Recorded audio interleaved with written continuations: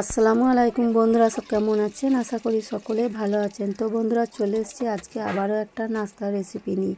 আর এই নাস্তাটি কিন্তু দারুণ সুন্দর, বানাতেও খুব সহজ, একেবারে কম সময়ের মধ্যে বানানো যায়। আর মাত্র একটা আলু দিয়ে এই মুচমুচে নাস্তাটা বানিয়ে দেখুন। আর যে কাউকে বানিয়ে খাওয়ালে যে কেউ খাবে, মানে ছোট বড় সকলেই খাবে আর সকলে খুব আনন্দ করবে।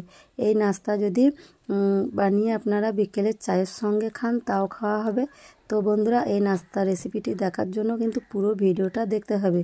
তো আপনারা আমার পুরো ভিডিওটা দেখবেন, আর পুরো ভিডিওটা দেখে ভালো লাগলে অবশ্যই একটা লাইক দিয়ে চ্যানেলটি ফলো করে দেবেন। আর ইউটিউব থেকে দেখলে চ্যানেলটি সাবস্ক্রাইব করে দেবেন। আর যারা সাবস্ক্রাইব ফলো করে রেখেছেন তাদেরকে অসংখ্য অসংখ্য ধন্যবাদ।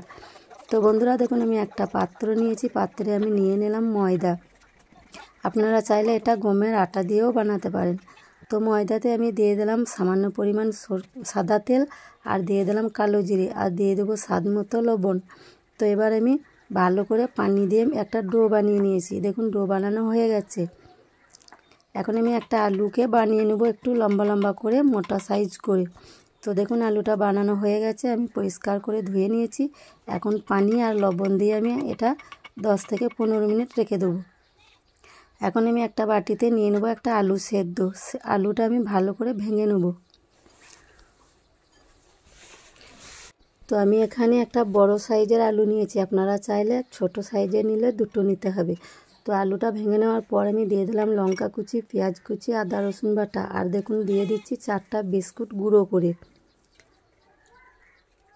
তো আমি ভালো করে হাত দিয়ে গুঁড়ো করে নিচ্ছি এই বিস্কিটটা। আর বিস্কিটটা দিলে কিন্তু দারুণ লাগে খেতে। আপনারা চাইলে এখানে রুটিও গুঁড়ো করে দিতে পারেন। এখন আমি দিয়ে দিলাম স্বাদ মতো লবণ, হলুদ গুঁড়ো, লঙ্কার গুঁড়ো, জিরের গুঁড়ো। এখন দিয়ে দিচ্ছি টমেটো সস। এবার আমি দিয়ে দিলাম দেখুন চিনির গুঁড়ো 1 চামচ, আর এখানে দিয়ে দেবো কর্নফ্লাওয়ার 2 চামচ। আপনারা চাইলে এখানে চালের গুঁড়োও ব্যবহার করতে পারেন। সবার শেষে দিয়ে দিলাম সরষের তেল। এখন আমি ভালো করে সব উপকরণ একসঙ্গে মেখে নেব।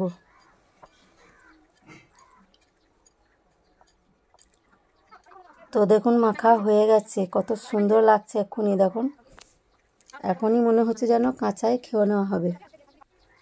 এবার আমি একটা পিড়ে বেলুনে আমি যে ডোটা বানিয়ে রেখেছি সেটা একটা রুটি আকারে বেলে নেব।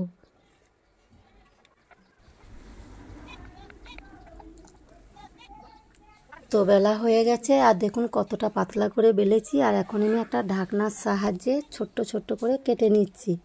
তো দেখুন কাটা হয়ে গেছে। এখন আমি এই পুরটাকে আলু দিয়ে লম্বা লম্বা করে আলু দিয়ে শেপ করে নেব, একেবারে ললিপপের মতো।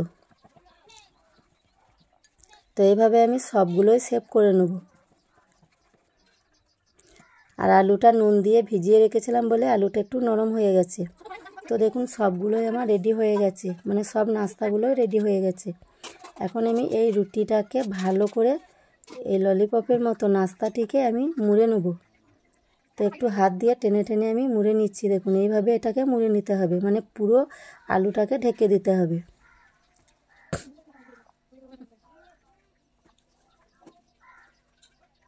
তো এই একইভাবে আমি সব নাস্তাগুলোকে রেডি করে নেব।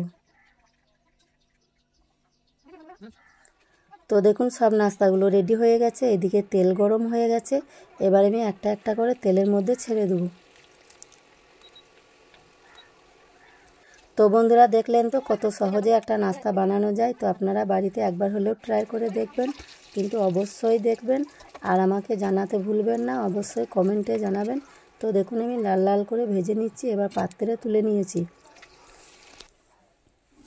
তো দেখুন সবগুলোই ভাজা হয়ে গেছে। এবার আমি টমেটো সস দিয়ে পরিবেশন করেছি।